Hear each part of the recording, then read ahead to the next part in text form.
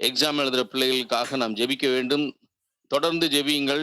நீங்கள் எங்களுக்கு வாட்ஸ்அப்பில் எந்தெந்த பிள்ளைகள் எல்லாம் அந்த கூகுள் மீட்டில் இணைந்திருக்கிறவருடைய பிள்ளைகள் யாராவது +2 10th எழுதுனா எங்களுக்கு வாட்ஸ்அப்பில் நேம் மட்டும் எங்களுக்கு தயவு செய்து எந்த ஸ்டாண்டர்ட்னு சொல்லி எங்களுக்கு எழுதி அனுப்புங்கள். எனக்கோ பாஸ்டர் ஜஸ்டினுக்கோ நீங்கள் அனுப்புனீங்கன்னா நாங்கள் உங்களுக்காக ஜெபிப்பதற்கு ஏதுவாக இருக்கும். கர்த்தருடைய வார்த்தைக்கு நேராக நாம் கடந்து செல்வோம். இன்றைக்கும் நாம் சிலுவையிலே ஆண்டவராகிய இயேசு கிறிஸ்து பேசின முதல் வார்த்தையை குறித்து நாம் தியானிக்க இருக்கின்றோம்.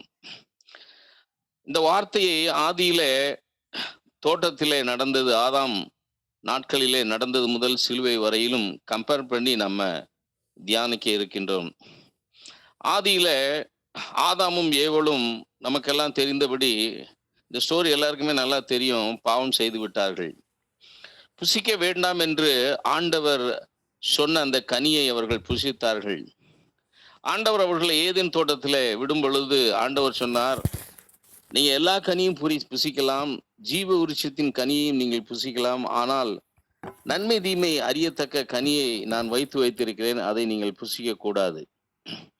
ஆனால் அவர்கள் ஆண்டவர் அவர்களுக்காக வைத்திருந்த அந்த நன்மையை பார்க்காமல், ஜீவ விருட்சத்தின் கனி அங்கேதான் இருந்தது, அதை அவர்கள் பார்க்கவில்லை, நன்மையை பார்க்கவில்லை. அதை பார்த்திருக்க வேண்டும். ஏன்னா அங்க இருந்ததே 2 பேர் தான், ஆதாமும் ஏவாளும் குடும்பமாக அங்கே இருக்கிறார்கள். அவர்கள் அதை பார்த்திருக்க வேண்டும், அதை குறித்து அவர்கள் பேசி இருக்க வேண்டும். தங்களுக்குள்ளே அவங்க என்ன செஞ்சிருக்கணும், டிஸ்கஸ் பண்ணியிருக்கலாம். ஜீவ விருட்சம் என்று ஒரு கனி இருக்கின்றது, ஆண்டவர் அதை நம்ம சாப்பிட சொல்லியிருக்காரு, அது எப்படிப்பட்டதாய் இருக்கும், அதை சாப்பிட்டு பார்க்கலாமே. ஏராளமான கனிகள் உண்டு, ஆனால் ஆண்டவர் இந்த கனியை புசிக்கலாம் என்று சொல்லியிருக்கிறாரே, அப்ப அதுல ஏதோ விசேஷம் இருக்கிறது, நாம் அதை புசிக்கலாம் என்று தோட்டத்தின் மத்தியிலே இருந்த அந்த கனியை குறித்து அவர்கள் 2 பேரும் பேசி இருந்தால், அதை குறித்து அவர்களுடைய குடும்பத்திலே அதை டிஸ்கஸ் பண்ணியிருந்தா இந்த பிரச்சனை எல்லாம் வந்திருக்காது. அவர்கள் ஆண்டவர் அவர்களுக்கு ஏற்படுத்தி வைத்திருந்த நன்மையை அவர்கள் பார்க்கல. அதான் சாத்தானுடைய தந்திரமே.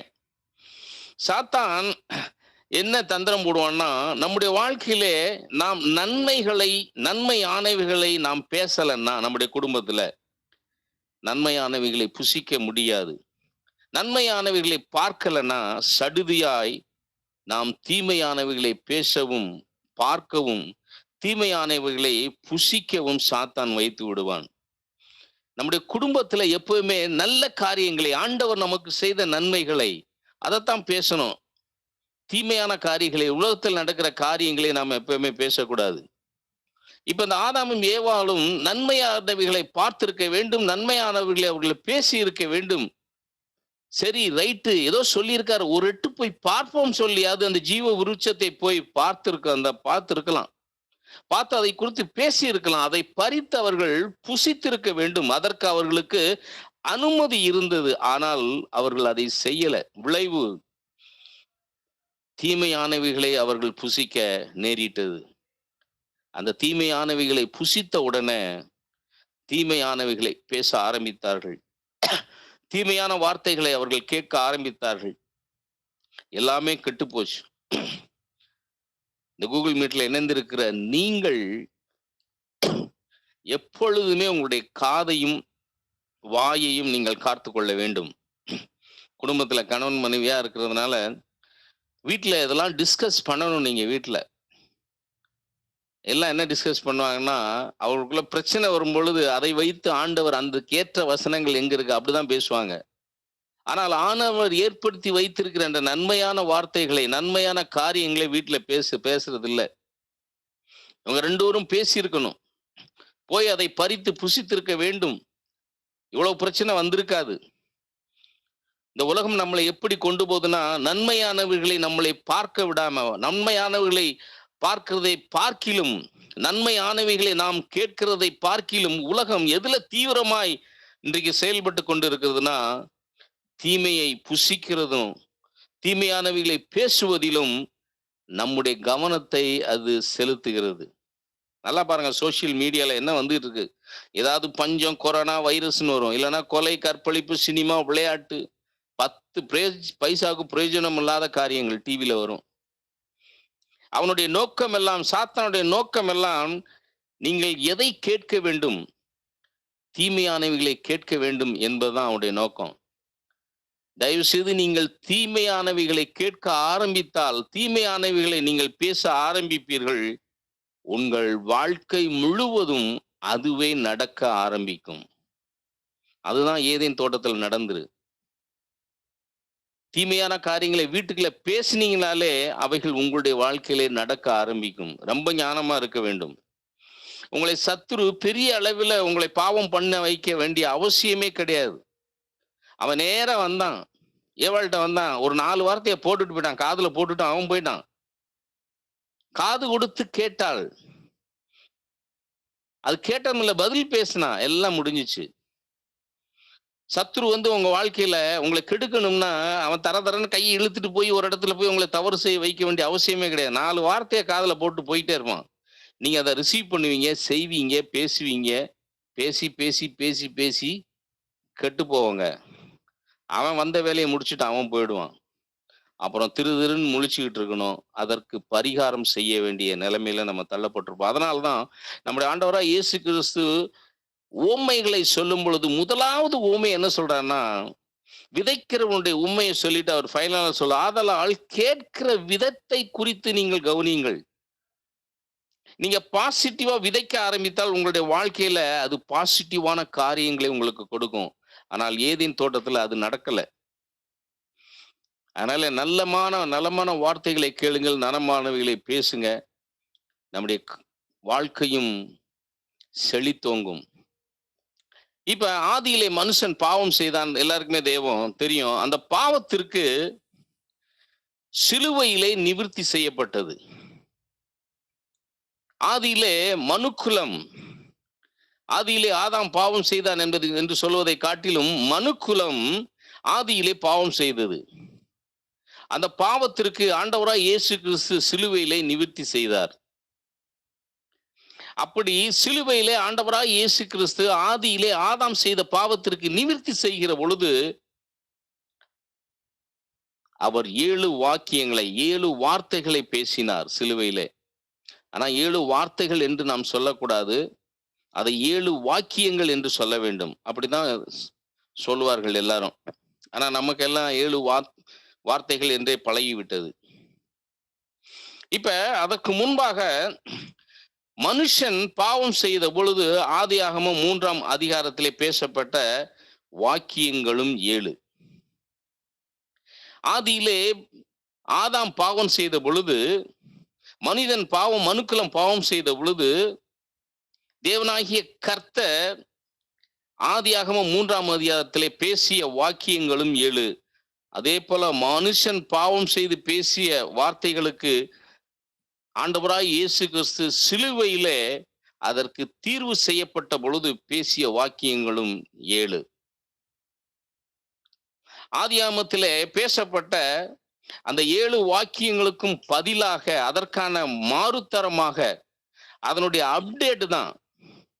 மனிதன் பாவம் செய்த பொழுது ஏதேன் தோட்டத்துல தேவன் என்ன பேசினாரோ, 7 வார்த்தைகள் 7 வாக்கியங்கள் பேசினாரோ, அதற்கு பதில் தான் ஆண்டவராய் இயேசு கிறிஸ்து சிலுவையிலே 7 வார்த்தைகளை அங்கே சொன்னார். இதுதான் முதல் ஆச்சரியம். இந்த 7 காரியத்தையும் நீங்க ஏசாயா 53ஆம் அதிகாரத்துல ஏசாயா அழகாக எழுதி வைத்திருக்கிறார். அதை பேஸ் பண்ணி தான் அந்த முதலாவது வார்த்தையை இன்றைக்கு உங்களோடு கூட பேச விரும்புகிறேன். இப்ப முதல் வாக்கியம், ஆதியிலே தேவநாயக கர்த்தர் ஆதாம்கிட்ட சொன்ன முதல் வாக்கியம் ஆதியாகமம் 3ஆம் அதிகாரம் 9வது வசனம். நானே வாசிக்கிறேன் இன்னைக்கு எல்லா வசனங்களையும்.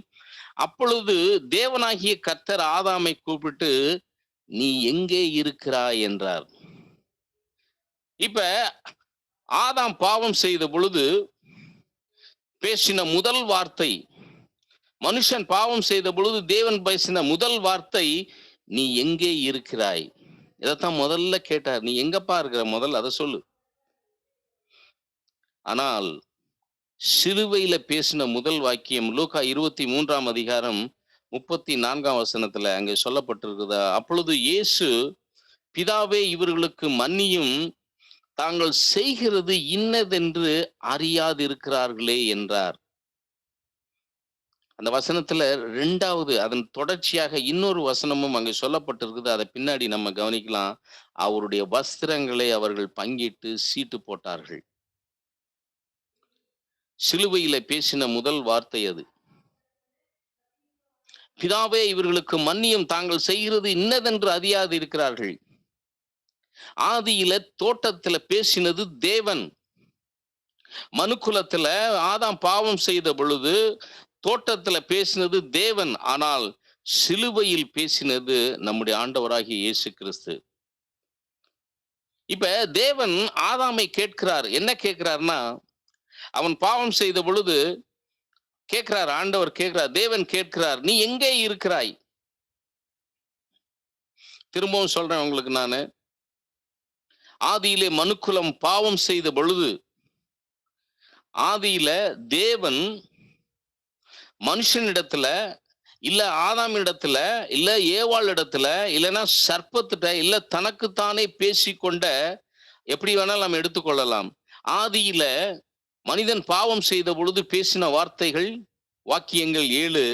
அந்த பாவத்திற்கு ஆண்டவராகிய இயேசு கிறிஸ்து சிலுவையிலே நிவிர்த்தி செய்து பேசப்பட்ட வார்த்தைகளும் 7. சில நேரத்துல சில நம்முடைய சபையில எல்லாம் சில பேர் கேட்பாங்க, என்னங்க ஆண்டவர் சிலுவையில செய்து முடிச்சிட்டாருன்னு சொல்றீங்களே பிரதர், அப்படின்னா என்ன? ஓயாம அதைத்தானே சொல்றாங்க. என்னத்தை செய்து முடித்தார்?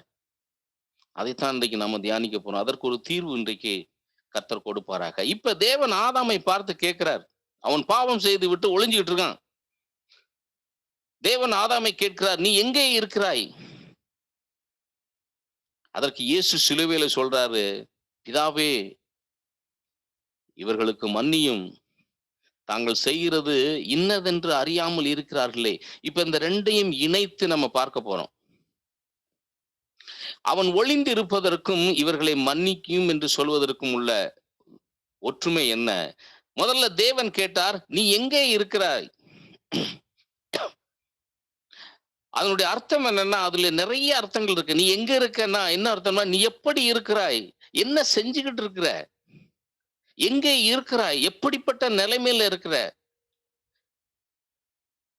ஆதாமை பார்த்து ஆண்டவர் கேட்கிறார், ஆதாமே, நான் உன்னை எந்த நிலைமையில நான் வைத்திருந்தேன், நீ இப்ப என்ன நிலைமையில நீ இருக்கிறாய், உன்னை எவ்வளவு பரிசுத்தமாக நான் எங்களில் ஒருவனாக எங்களைப் போல உன்னை உருவாக்கி இந்த தோட்டத்தில் நான் வைத்திருந்தேனே, எப்படிப்பட்ட பரிசுத்தத்தில் உன்னை நான் வைத்திருந்தேனே, எங்களிடத்தில் இருந்த அதே பரிசுத்தம், எங்களிடத்தில் இருந்த அதே சுபாவம், எங்களுடைய குணாதிசயம், எங்களுடைய ஜீவன் எல்லாவற்றையும் நாங்கள் உனக்குள் வைத்திருந்தோம். எந்த நிலைமையில நாங்க வைத்திருந்தோம். ஆனால் நீ இன்றைக்கு எந்த நிலைமையில இருக்கிறாய்? எங்கப்பா இருக்கிற நீ? உன்னுடைய நிலைமை என்ன? எப்படி இருக்கிறாய்? நீ எந்த நிலைமையில நீ இருக்கிறாய்? தேவன் வந்து கேட்கிறார்.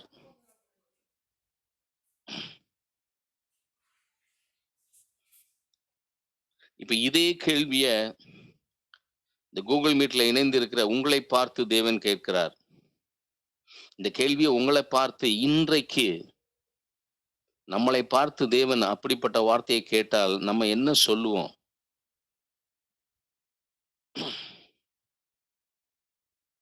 உன்னை பாவத்திலிருந்து ரட்சித்தனே, என்ன நிலைமையில நீ பாவத்தில் இருந்த, அந்த நிலைமையிலிருந்து உன்னை ரட்சித்து உன்னை எப்படி நான் வைத்திருந்தேன், இன்றைக்கு நீ என்ன நிலைமையில இருக்கிற? நீ ரட்சிக்கப்பட்ட பொழுது எப்படி எங்கிட்ட இருந்தையோ அதே போல இன்றைக்கு நீ இருக்கிறாயா? ரட்சிக்கப்பட்ட நாள்ல உன்னுடைய வேத வாசிப்பு எவ்வளவு வாஞ்சையாய் நீ வேதத்தை வாசிச்ச. ஆனால் இன்றைக்கு வேத வாசிப்பில் இருக்கிற அந்த வாஞ்சை, நீ தினமும் வேதம் வாசிக்கிற, அதுல நான் குறை சொல்லல உன்ன. ஆனால் நீ ரட்சிக்கப்பட்ட பொழுது நீ வேதத்தை வாசிக்கிற அந்த வாஞ்சையானது இன்றைக்கு எப்படி இருக்கிறது? ரட்சிக்கப்பட்ட பொழுது அடிக்கடி சபை கூட்டங்கள்லாம் நடக்காது. அடிக்கடி நிறைய கூட்டங்கள்லாம் வைக்க மாட்டார்கள். ஆனால் எப்பொழுது சபையில அடிக்கடி ஸ்பெஷல் மீட்டிங் வரும், பேரின்ப பெருவிழா வரும், ஏதாவது மீட்டிங் வருமா, ஸ்பெஷல் ஸ்பீக்கர்ஸ் வருவாங்களா என்று எவ்வளவோ வாஞ்சியோடு நீ இருந்தாயே, தவறாமல் வாஞ்சியோடு எல்லா கூட்டங்களிலும் கலந்து கொண்டு நீ ஆராதித்தாயே, வசனத்தை தாகத்தோடு நீ கேட்டாயே. இன்றைக்கு உன்னுடைய நிலைமை எப்படி இருக்கிறது? அதே நிலைமையில நீங்க இருக்கிறீங்களா? இன்னைக்கு ஆண்டவர் நம்மகிட்ட இப்படிப்பட்ட ஒரு கேள்வியை கேட்டா என்ன சொல்லுவோம் நம்ம? நீ ரட்சிக்கப்பட்ட பொழுது எவ்வளவு நேரம் அந்நிய பாஷையில நீ பேசின? நானே போதும் போதும்னு சொன்னா கூட நீ விட மாட்ட. இல்ல ஆண்டவரேன்னு சொல்லி திரும்ப திரும்ப அந்நிய பாஷையில அவ்வளவு காரியங்கள், அவ்வளவு வாஞ்சையோடு நீ பற்றி எறிந்த அந்த நாட்கள், என் மேல் இருந்த அந்த நேசம், தாகம், அக்னியாய் பற்றி எறிந்த அந்த காலத்துல ஆதியில கொண்ட அன்பு இன்றைக்கு உங்ககிட்ட இருக்குதா? இன்னைக்கு என்ன நிலைமையில நீங்க இருக்கிறீங்க? ரட்சிக்கப்பட்ட பொழுது எவ்வளவு நேரம் அந்நிய பாஷையில பேசி ஜெபித்தோம். எவ்வளவு நேரம் ஜெபித்தோம். எவ்வளவு நேரம் ஆண்டவருக்காக நம்முடைய நேரத்தையும் செலவழித்தோம். இன்றைக்கு ஆதியில இருந்த அன்பு நம்மட்ட இருக்குதா?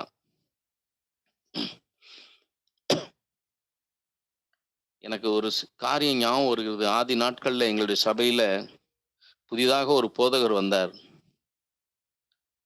அவர் வந்த பொழுது வாரத்துல 6 நாளுமே ஈவினிங் வந்து மினிமம் 2 மணி நேரம், 3 மணி நேரம் தொடர்ந்து ஜெபம் நடக்கும்.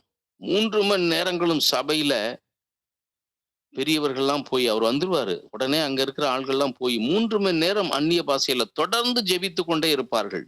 காலையில இருந்து சாயங்காலம் வரைக்கும் விவசாயம் பண்ணுவாங்க, மில்லுல வேலை பார்ப்பாங்க. ஆனா ஈவினிங் மீட்டிங்ல அங்க வந்து பிரேயர் பண்ணிட்டு 9 மணிக்கு வருவாங்க. காலையில எந்திச்சு ஓடுவாங்க. அவ்வளவு வாஞ்சையா போவார்கள். வாலிபர்கள்லாம் ஈவினிங்ல நேரம் ஆச்சுன்னா, எங்கேயாவது பக்கத்துல கம்மாயில ஒரு இடத்துல போய் நைட்டு ஃபுல்லா ஜெபம் பண்ணிட்டு 1 மணி, 2 மணிக்கு வந்த நாட்கள்லாம் உண்டு.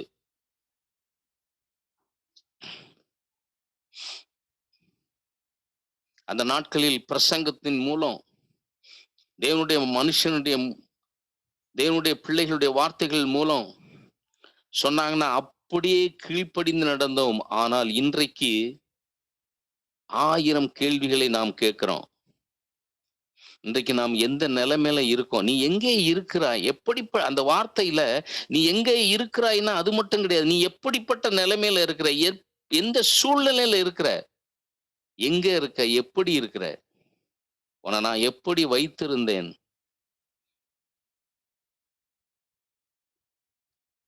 இந்த கேள்வியை பிதா நம்மிடத்துல கேட்டா என்ன சொல்லுவோம்?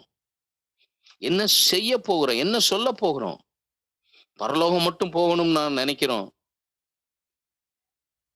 ஆனா தேவன் கேட்கிற கேள்விகளுக்கு நம்மிடத்துல பதிலே கிடையாது. எக்ஸாம் எழுதக்கூடாது. ஆனா பரலோகம் போயிடணும். பாஸ் பண்ணிடணும். தேவனை ஒரு நாளும் நம்ம சேட்டிஸ்ஃபை பண்ணவே முடியாது. அவர் அவ்வளவு பரிசுத்தம் உள்ளவர். தேவன் கேட்டால் ஒரு கேள்வி கூட நம்மளால பதில் சொல்ல முடியாது. நீங்கள் ரட்சிக்கப்பட்ட நாட்கள்ல உங்கள் கணவனோடு அவர் என்ன சொன்னாலும் பொறுத்து போய், என்ன சொன்னாலும் கீழ்ப்படிந்து நடந்த நாட்கள் எப்படி இருந்தது? இன்றைக்கு எப்படி நீங்க நடந்து கொள்ளுகிறீர்கள்? ரட்சிக்கப்பட்ட நாட்கள்ல உங்களுடைய மனைவியை நீங்கள் நேசித்த நேசம் இன்றைக்கு எப்படி இருக்கிறது குடும்பத்துல? ஆண்டவருடைய அன்பை வெளிப்படுத்த வேண்டும் என்று சொல்லி மனைவி, பிள்ளைகள், சமுதாயம், சபையை நீங்கள் பார்த்த பார்வை இன்றைக்கு உங்களுடைய பார்வை எப்படி இருக்கிறது? ஆதி நாட்கள்ல ஆண்டவருக்கு இது பிடிக்குமா, அது பிடிக்காதா என்று பார்த்து பார்த்து நடந்த நாட்கள். இன்றைக்கு 1000 கேள்விகளை நாம் கேட்கிறோம். இது செஞ்சா என்ன தப்பு? இதுல குறை இருக்கா? இன்னைக்கு நிறைய பேர் எங்களை குறை கண்டுபிடிச்சிட்டே இருக்காரு எங்க பாஸ்டர். ஒரு வேதனையான விஷயத்தை உங்களுக்கு நான் இப்ப சொல்றேன். கிறிஸ்தவர்கள் தான் இப்படி இருக்காங்க. 2 வாரத்துக்கு முன்னாடி என்னுடைய ஃப்ரெண்டு ஒருத்தர் நல்ல ஊழியம் செய்கிறவர். குழந்தைகள் மத்தியில, வாலிபர்கள் மத்தியில நல்ல ஊழியம் செய்யக்கூடிய நல்ல ஒரு வாலிபன் என்னை பார்த்து கேட்கிறான், அண்ணே 2 பொண்டாட்டி கட்டினா தப்பா? அவன் எதற்கு செவி கொடுத்திருக்கிறான்? எங்க போய் கேட்டிருக்கான்னு தெரியல. ஏன் கட்டக்கூடாது? என்கிட்ட வசதி இருக்கு, பணம் இருக்குது, செல்வம் இருக்கு. என்னால 2 கல்யாணம் பண்ணி அவர்களை சந்தோஷமாக நான் வைத்திருக்க முடியும். தப்பான்னு கேட்கிறான். கிறிஸ்தவர்கள் தான் கேட்கிறாங்க, இந்துக்காரன் கேட்கல. இன்றைக்கு நாம் என்ன நிலைமையில இருக்கிறோம் கிறிஸ்தவர்கள்? தேவனை எதிலுமே நம்ம சாட்டிஸ்ஃபை பண்ண முடியாது. அவர் கேட்டா நம்ம நிற்கவே முடியாது. நம்ம எல்லாருக்குமே தெரியும், வேதத்துல 613 நியாய பிரமாணங்கள் உண்டு. வேதம் சொல்லுகிறது, ஒரு நியாய பிரமாணத்துல நம்ம மிஸ் பண்ணாலும் தேவன் 612 நியாய பிரமாணங்களை நீங்கள் கடைபிடித்ததை அடிச்சிருவாராம். அப்படியே 612 நியாய பிரமாணங்களை நீங்கள் கை கொண்டிருக்கீங்க, ஆனா ஒண்ணுதான் கை கொள்ளல. 612 அடித்து விடுவாராம். யாக்கோபு 2ஆம் அதிகாரம் 10ஆம் வசனத்திலே சொல்லப்பட்டிருக்கிறது. நானே வாசிக்கிறேன்.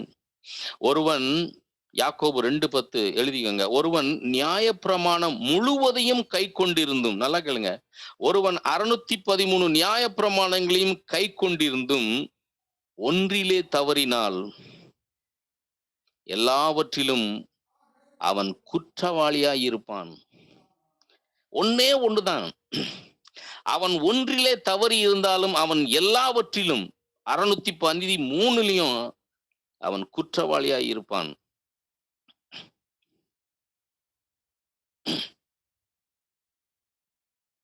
தேவன் மிகவும் பரிசுத்தம் உள்ளவர். அவருடைய வல்லமைக்கு அளவே கிடையாது. மிகவும் பரிசுத்தம் உள்ளவர். அவரை எப்படியுமே நம்ம திருப்திப்படுத்த முடியாது. 613 நியாய பிரமாணங்களையும் நம்ம கை கொள்ள முடியாது.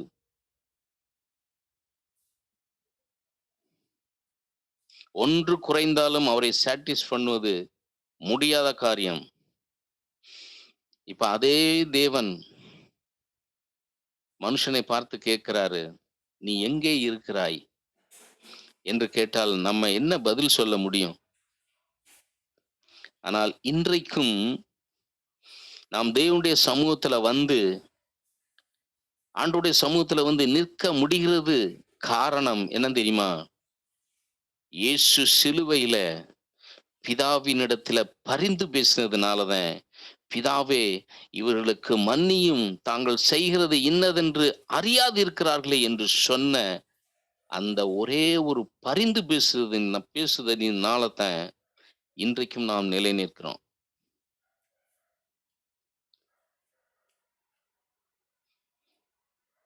ஆதியிலே அங்கே தேவன் மனுக்குலத்தை கண்டம் பண்ணினார். இங்க இயேசு மனுக்குலத்திற்காக பரிந்து பேசுகிறார். ஆனால் பரிந்து பேச வந்த அவரையே ஆண்டவர் தேவன்ட்ட என்ன செய்யறாரு? பிதாவாகிய தேவனிடத்தில் நமக்காக பரிந்து பேசுகிறார். பரிந்து பேச வந்த அவரையே தேவன் கிருபாதார பலியாக அவரை ஒப்பு கொடுத்தார். மனுஷன் பாவம் செய்த பொழுது தேவன் கேட்கிறார், என்ன நிலைமையில நான் உன்னை வச்சிருந்தேன், எங்கே இருக்கிறாய்? அப்ப பக்கத்துல இயேசு கிறிஸ்து போய், பிதாவே இவரை மன்னிச்சிருங்க, மன்னித்து விடுங்கள், எப்படிலாம் கெஞ்சிருப்பாரு. அப்ப பிதா இயேசுவை நோக்கி, அப்ப நீங்க இவர்களுக்காக மறிக்கிறீர்களா? உடனே எஸ், ஆமா, நான் அந்த மனுக்குலத்துக்காக நான் சிலுவையில மறிக்கிறேன் என்றார். அதனால்தான் வேதம் சொல்லுகிறது, தம்மை தாமே பழுதற்ற பலியாக ஒப்பு கொடுத்தார். நம்ம மேல அவ்வளவு அன்புங்க.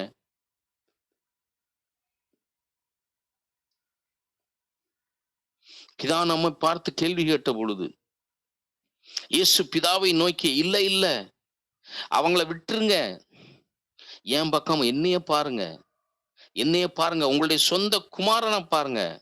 இவங்களால 613 நியாய பிரமாணங்களை நிறைவேற்ற முடியாதுதான், ஆனா இவர்களுக்காக நான் நிறைவேற்றி முடித்திருக்கிறேன் சிலுவையில.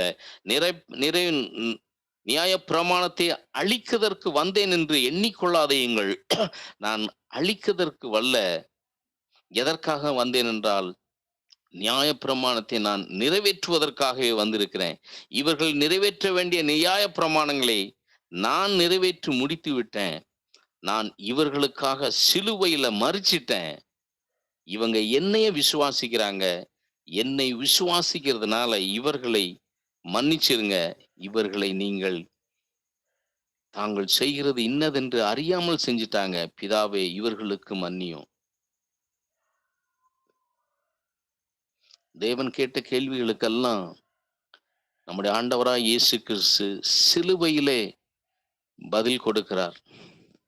பிதாவே தாங்கள் செய்கிறது இன்னதென்று அறியாம செஞ்சுட்டாங்கப்பா, அவங்களை மன்னியும். இப்ப அதே கேள்விய தேவன் நம்மிடத்துல கேட்டா நம்ம என்ன பதில் சொன்னாலும் அவருக்கு நம்மால பதில் சொல்ல முடியாது. நம்மிடத்துல பதிலும் கிடையாது. ஏன்னா நம்முடைய நிலைமை அப்படி. யூத ரபிகள் சொல்லுவாங்க, 2 விஷயம் இந்த உலகம் உருவாக்குவதற்கு முன்பாகவே பரலோகத்திலே நடந்த சம்பவம். அங்கே பிதாவாகிய தேவன் இருக்கிறார், குமாரனாகிய இயேசு கிறிஸ்துவும் பரிசுத்த ஆவியானவரும் பேசிக்கிட்டு இருக்கிறாங்க. ஏற்கனவே நாம் நம்மை போல ஒருவனை உருவாக்கினோம். ஆனால் அவன் நமக்கு கீழ்ப்படியாம அவன் விழுந்து போயிட்டான், சத்துரு. இப்ப நம்முடைய அன்பை நாம் எப்படி வெளிப்படுத்துவது என்று ஆண்டவராகிய இயேசு கிறிஸ்துவும் பரிசுத்த ஆவியானவரும் பேசிக் கொண்டிருக்கிறார்கள். அப்ப ஆண்டவராகிய இயேசு கிறிஸ்து சொல்றாரு, நம்மை போல மனிதனை நம்முடைய சாயலிலே நாம் உருவாக்க வேண்டும். அப்ப பரிசுத்த ஆவியானவர் சொல்றாரு, ஏற்கனவே நம்ம உருவாக்கணும், அவன் விழுந்து போயிட்டான். இப்ப இவனும் விழுந்து போய்விட்டால் இவனுக்கு யார் பதில் சொல்வது? பிதாவிட்ட போய் நம்ம பேசவே முடியாது. ஏன்னா பாவத்தின் சம்பளம் மரணம். அப்ப இயேசு கிறிஸ்து சொன்னாராம், இல்ல இல்ல, அவனுக்காக நான் பலியாக விரும்புகிறேன். அவன் விழுந்து போயிட்டான்னா கூட அவனுக்கு நான் பொறுப்பெடுக்கிறேன்னு சொல்லிட்டு 2 பேரும் நேர பிதாவிட்ட போனாங்களாம். அப்ப பிதாட்ட போய் சொல்லியிருக்கிறாங்க, ஏற்கனவே ஒருத்தன் விழுந்துட்டான், நம்மை போல மனுஷனை நாம் உருவாக்க வேண்டும். அப்ப பிதா அடுத்த நிமிஷம் கேட்டாராம், அவனும் விழுந்துட்டா என்ன பண்றது? இயேசு சொன்னாலாம், அவனுக்குரிய தண்டனையை நான் ஏற்றுக்கொள்ளுகிறேன். அதேதான் ஆதாமை உருவாக்கின பொழுது, ஏதேன்ல ஆதாம் பாவம் செய்த பொழுது தேவன் அங்க கேட்கிறாரு. ஏன்னா தேவன் இம்மீடியட்டா பனிஷ்மெண்ட் கொடுக்க போறாரு. ஆனா நான் விசுவாசிக்கிறேன், அங்கேயும் ஆண்டவராய் இயேசு கிறிஸ்து அங்கேயே சொல்லியிருப்பாரு. அவர் சிலுவையில வந்துதான் சொல்லணுங்கிற இதே கிடையாது. ஆதியிலே அதையெல்லாம் திட்டமிடப்பட்டு விட்டது. ஏதேன் தோட்டத்திலே போய் பக்கத்துல போய் பிதாட்ட போய், பிதாவை இவங்களை விட்டுருங்க, இவங்களுக்காக ஒரு நாள் நான் மரிக்கத்தான் போறேன். ஏற்கனவே நான் இந்த உலகம் உருவாக்குவதற்கு முன்பாகவே நான் கமிட்மெண்ட் கொடுத்துட்டேன். இவன் பாவம் செய்து விட்டான், அதற்கு நான் பலியாகிறேன், இவனை விட்டுருங்கன்னு சொல்லி கெஞ்சினாராம். பிதா கேட்ட கேள்விகளுக்கு எல்லாவற்றிற்கும் சிலுவையில இயேசு கிறிஸ்து பதில் சொன்னார். அதனாலதான் வேதம் சொல்லுது, நியாயப்பிரமாணத்தை நான் அழிப்பதற்கு வல்ல, அவற்றை நிறைவேற்றுவதற்கே நான் வந்தேன். இவை எல்லாம் ஏசாயா 53ஆம் அதிகாரத்துல எழுதி வைத்திருக்கிறார். அந்த ஏசாயா 53:12ஆம் அதிகாரத்துல நீங்க வாசித்தீங்கன்னா, அதுல ஒரு வசனம் அழகாக சொல்லப்பட்டிருக்கிறது, அக்கிரமக்காரருக்காக வேண்டிக் கொண்டதின் நிமித்தம். அதை நீங்க பொது மொழிபெயர்ப்புல நீங்க படிச்சீங்கன்னா, அந்த வார்த்தைக்கு அக்கிரமக்காரராகிய நாம், கொடியவர்களாகிய நாம், நமக்காக இயேசு பரிந்து பேசினாராம். ஆதியிலே தேவன் ஆதாமை கேட்ட போதே இயேசு ஆதாமுக்காக பரிந்து பேசி இருக்கிறாராம். ஆதாம்கிட்ட கேட்கும் போதே வந்துட்டாராம். காது பக்கத்துல நின்று ஆண்டவரே பிதாட்ட சொல்றாராம், இல்ல இல்ல அவரை விட்டுருங்க, அவங்கள ஒண்ணும் பண்ணாதீங்க, அவர்களுக்காக நான் சிலுவையில நான் மரிக்கிறேன், நான் ரெடியா இருக்கேன், கொஞ்சம் பொறுங்க, நான் போய் இவர்களுக்காக சிலுவையிலே மரிக்கிறேன் என்று சொல்லி பேசினாராம். அதனால்தான் வேதம் சொல்லுகிறது, அவர் ஆதி முதலாய் அடிக்கப்பட்டவரான ஆட்டுக்குட்டியானவர். அவருடைய சிலுவை மரணம் ஆதியிலே தீர்மானிக்கப்பட்டு இருக்கிறது. ஆதியில ஆதாம் நாட்களில ஆதாம் பாவம் செய்த பொழுது இயேசு பிதா கிட்ட போயிட்டு, மன்னிச்சிருங்க, விட்டுருங்க, கொஞ்ச நாள் போறங்க, நான் மரிக்கிறேன், அதனால்தான் அந்த வேதம் சொல்லுகிறது, அவர் ஆதி முதலாய் அடிக்கப்பட்ட ஆட்டுக்குட்டியானவர். அவருடைய சிலுவைக்கு வந்த பிறகு தீர்மானிக்கல, ஆதியிலே தீர்மானிக்கப்பட்டது. முதல்ல இயேசு மனுக்குலத்துக்காக பரிந்து பேசினார். தேவன் அவர்களை கேள்வி கேட்ட பொழுது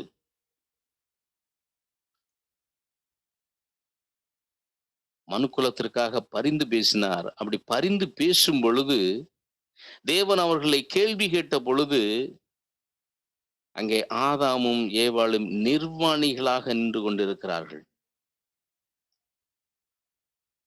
முதல்ல இயேசு கிறிஸ்து மனுக்குலத்திற்காக பரிந்து பேசினார். ஆனால் மனிதனோ நிர்வாணமாய் நின்று கொண்டிருக்கிறான். அவனுடைய நிலைமை அன்றைக்கு அப்படிதான். இப்ப இயேசு பரிந்து பேசினார் என்றால் யாருக்காக பரிந்து பேசுகிறார்? அங்கே நிர்வாணியாய் நிற்கின்ற அந்த மனுக்குலத்திற்காக. மனுக்குலம் பாவம் செய்து நிர்வாணமாய் நின்று கொண்டிருக்கிறது. இப்ப பாவம் செய்து நிர்வாணியாய் நிற்கிறவர்களுக்காக அவர் பரிந்து பேசுகிறார். இப்ப இந்த லூக்கா 23ஆம் அதிகாரம் 34ஆம் வசனத்தினுடைய பின்பகுதியை நான் வாசிக்கிறேன். நல்லா கேளுங்க. அப்பொழுது இயேசு முதலாவது அவர் அந்த வார்த்தையை சொல்லுகிறார். சிலுவையில சொல்றார், பிதாவை இவர்களுக்கு மன்னியும், தாங்கள் செய்கிறது இன்னதென்று அறியாது இருக்கிறார்களே என்றார். அதனுடைய அடுத்து என்ன சொல்லப்பட்டிருக்கின்றா, அவருடைய வஸ்திரங்களை அவர்கள் பங்கிட்டு சீட்டு போட்டார்கள். இப்ப தேவனுக்கு முன்பாக மனுக்குலம் நிர்வாணிகளாக நிற்கிறது. மனுக்குலத்திற்காக சிலுவையில இயேசு பரிந்து பேசுகிற பொழுதே இயேசு கிறிஸ்துவனுடைய வஸ்திரம் எடுத்துக்கொள்ளப்பட்டது. அவர் நிர்வாணமாக்கப்பட்டார். இந்த வார்த்தை எவ்வளவு அக்யூரேட்டா இங்க எழுதி வைத்திருக்கிறார் பரிசுத்த ஆவியானவர். இந்த வார்த்தைய இன்னும் 2 வசனம் தள்ளி கூட எழுதி இருக்கலாம். இப்பதான் வார்த்தை சொல்றாரு. சிலுவையில நமக்காக பரிந்து பேசுகிறார். பரிந்து பேசின உடனே ஏன் இந்த வார்த்தையை அந்த இடத்துல பரிசுத்த ஆவியானவர் எதுக்கு எழுதுறாருன்னா, ஆதியிலே ஆதாம் பாவம் செய்து அங்கே நிர்வாணமாய் நின்று கொண்டிருக்கிறான். சிலுவையில் அறையப்படும் பொழுது ஆதி நாட்கள்ல ரோமர்கள் நிர்வாணமா தான் அலைவார்கள். நமக்கு நாகரிகம் கருதி தான் இடுப்புல துண்டு கட்டி இருக்கிற மாதிரி நமக்கு காட்டுகிறார்கள். இதையெல்லாம் பைபிள் காலேஜில் படிக்கிறவங்களுக்கு தான் சொல்லிக்கணும். உண்மையிலே அவர் நிர்வாணமாகத்தான் அடிக்கப்பட்டார். மனுக்குலம் நிர்வாணிகளாக தேவனுக்கு முன்பாக நிற்கிறார்கள். இயேசு அவர்களுக்காக பரிந்து பேசுகிற போதே அவருடைய வஸ்திரம் எடுத்து கொள்ளப்படுகிறது. அவர் நிர்வாணமாக்கப்பட்டார். அவருடைய வஸ்திரங்களை அவர்கள் பங்கிட்டு அங்கே சீட்டு போட்டார்கள்.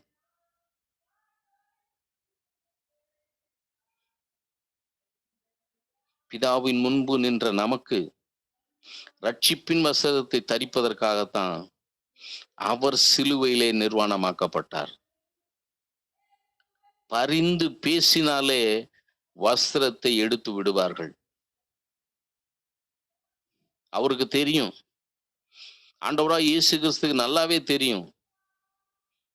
பரிந்து பேசினாலே வருத்தத்தை எடுத்து கொள்வார்கள் என்று. மனுக்குலம் பாவத்தினால் நிர்வாணமானது. அந்த பாவம் முழுவதும் இப்ப இயேசுவின் மேல வைக்கப்படுகிறது. அவர் நிர்வாணியாக வேண்டியிருந்தது.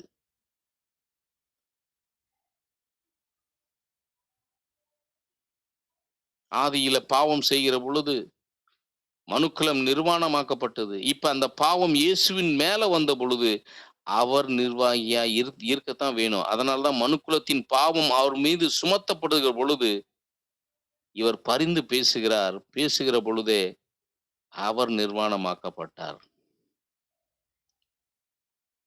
நிர்வாணிகளாய் நின்ற நமக்காக பரிந்து பேச வந்த அவரையே சிலுவையிலே நிர்வாணமாக்கப்பட்டார். நாம தான் நிர்வாணிகளா நின்று இருக்க வேண்டும். நமக்கு மன்னிப்பை பெற்றுக் கொடுக்க அவர் நிர்வாணமாக்கப்பட்டார். இவர் பரிந்து பேசுவார்.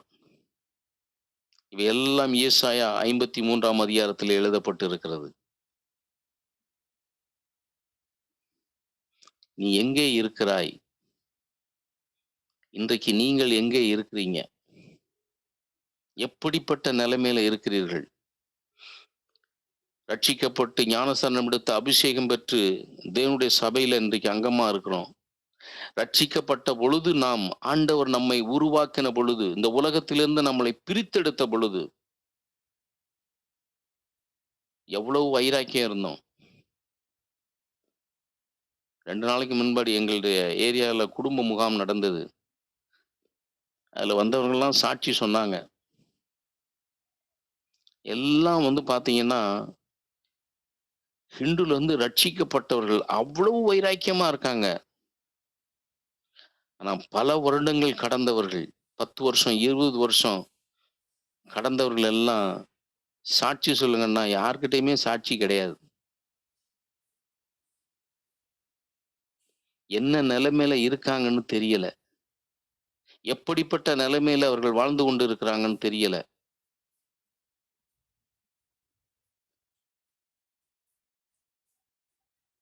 பிதாவே இவர்களுக்கு மன்னியும், தாங்கள் செய்கிறது இன்னதென்று அறியாமல் இருக்கிறார்களே. இதை கேட்டுக்கொண்டிருக்கிற தேவனுடைய பிள்ளைகளே, இன்றைக்கு நம்மை நாமே ஆராய்ந்து பார்க்க வேண்டும். வருடம் வருடம் நம்ம ஆண்டவர் சிலுவையிலே பட்ட பாடுகளை நாம் தியானிக்கிறோம். 7 வசனங்களை எடுத்து நம்ம பேசுறோம். ஆனா ஆண்டவர் நம்மளை பார்த்து கேட்கிற முதல் கேள்வி, என்ன நிலைமையில எப்படி இருக்கிறீர்கள்? எப்படி குடும்பத்தை நடத்துறீர்கள்? எப்படி சபையில இருக்கிறீர்கள்?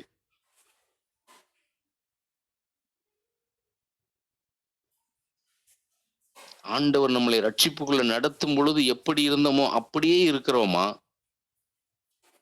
ஆதாமை படைத்து ஏதேன் தோட்டத்துல விடுகிற பொழுது எப்படி இருந்தார்களோ அப்படியே இருக்கிறோமா? இல்லை என்றால் உலகத்திலிருந்து அநேக காரியங்களை கேட்டு கேட்டு கேட்டு ஆண்டவருக்கு முன்பாக நிர்வாணமாய் நிற்கிறோமா? எப்படி இருக்கிறோம்? சத்ருவுக்கு காதை அடையுங்கள். நல்லதா பேசுங்க.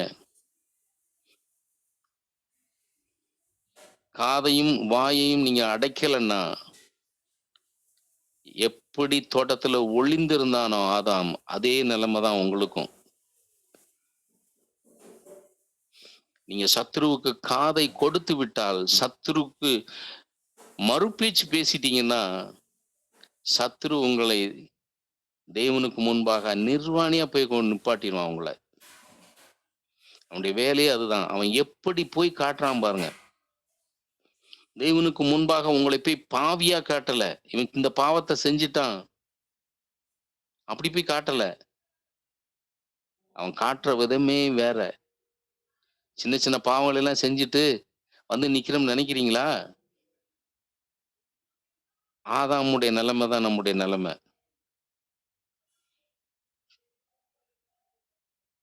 வசனங்களை, நல்ல வசனங்களை வீட்டுல பேசுங்க. நல்ல ஆவியில ஜெபிங்க. நல்ல பாட்டுகளை கேளுங்க. வேதம் குடும்பமாய் உட்கார்ந்து வேதத்தை வாசிங்க. நல்ல நல்ல வார்த்தைகளை, நல்ல வார்த்தைகளை பேசுங்க, டிஸ்கஸ் பண்ணுங்க. அவைகளையே செய்யுங்கள். அவைகள் தான் உங்களுடைய வாழ்க்கையில நடக்க ஆரம்பிக்கும். உலக பிரகாரமான காரியங்கள், புறணிகள், தேவையில்லாத காரியங்கள் பேசிட்டே இருந்தீங்கன்னா அவைகள் உங்களுடைய வாழ்க்கையில நடக்க ஆரம்பித்து விடும். நீங்க பேசி பாருங்களேன். 4 கெட்ட காரியங்களை நீங்க பேசி பாருங்க. உங்களுடைய வாழ்க்கையிலே அது நடந்து விடும். ரொம்ப ஜாக்கிரதையா இருக்கணும். வீட்டுல குடும்பமாக உட்கார்ந்து, பிள்ளைகளாக உட்கார்ந்து ஆண்டவர் நம்முடைய வாழ்க்கையில செஞ்ச நல்ல காரியங்கள், மற்றவர்கள்ட்ட நம்ம கேட்ட நல்ல காரியங்கள், நல்ல வார்த்தைகள் பேசுங்க. ஜீவ உரிச்சத்துக்கு ஏதுவான காரியங்களை பேசுங்க. மற்றவர்களை பற்றி பேச வேணாம். அதற்கு நாம் அழைக்கப்படல. ஆண்டவர் இன்றைக்கும் நமக்காக பரிந்து பேசிக் கொண்டிருக்கிறார். இவர்களுக்கு மன்னியும், ஆண்டவரே இவர்களுக்கு மன்னியும், பிதாவே மன்னியும், மன்னியும். இன்னமும் தாங்கள் செய்கிறது இன்னதென்று அறியாமல் செய்து கொண்டிருக்கிறார்கள். பரிந்து பேசிக் கொண்டிருக்கிறார்.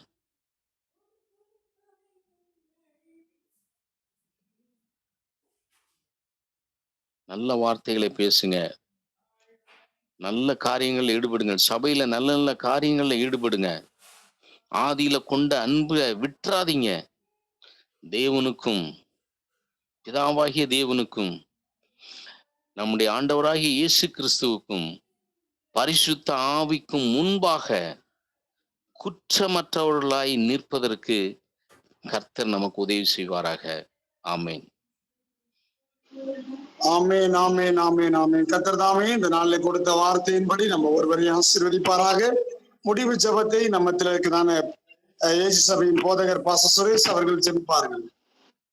பரிசுத்தம் அன்பு நிறைந்த எங்கள் பரலோகத்தின் பிதாவே, நல்ல இரவு நேரத்திலே நாங்கள் ஓய்வு நாள் ஆராதனை ஆண்டவரே காலையில் அனுசரித்து ஆண்டவரே ஆராதித்து இந்த நல்ல இரவு நேரத்தில் நல்ல ஒரு சத்தியத்தை உடைய தாசன் மூலமாக கேட்பதற்கு தேவனே நீர் செய்த உதவிக்காக உமக்கு நன்றி அப்பா.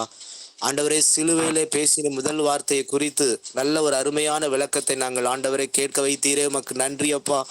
ஆண்டவரே குடும்பமாய் உட்கார்ந்து நாங்கள் எப்படி ஆலோசித்து நடக்க வேண்டும் என்பதை குறித்தும், சத்துரு எப்படி வஞ்சிப்பான் என்பதை குறித்தும், ஆண்டவரே அதற்காக பரிகாரமாக இயேசு செய்த அற்புதமான செயல்களை குறித்தும் இன்றைக்கு உடைய ஊழியக்காரர் மூலமாக ஆண்டவரே நீ வெளிப்படுத்தி பேசி நல்ல சத்தியத்துக்காக உமக்கு நன்றி அப்பா. நன்றி உள்ளத்தோடுமே நாங்கள் துதிக்கிறோம், ஸ்தோத்தரிக்கிறோம்.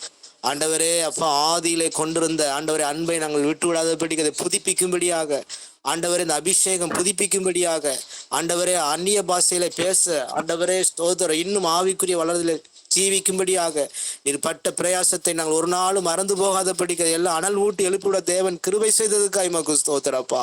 நன்றி ஆண்டவரே, நன்றி ஆண்டவர். நன்றி உள்ளத்தோடு நாங்கள் உண்மை துதிக்கிறோம். பேசின ஊழியக்காரருக்காய் ஸ்தோத்திரம். இன்னும் அநேகருக்கு நீ எடுத்து நல்ல விளக்கங்களை கொடுத்து கொண்டு வருகிறீர், அதற்காய் மக்கு ஸ்தோத்திரம். அநேக ஆயிரங்களுக்கு உடைய ஊழியக்காரர் எடுத்து நீ பயன்படுத்துவீராக.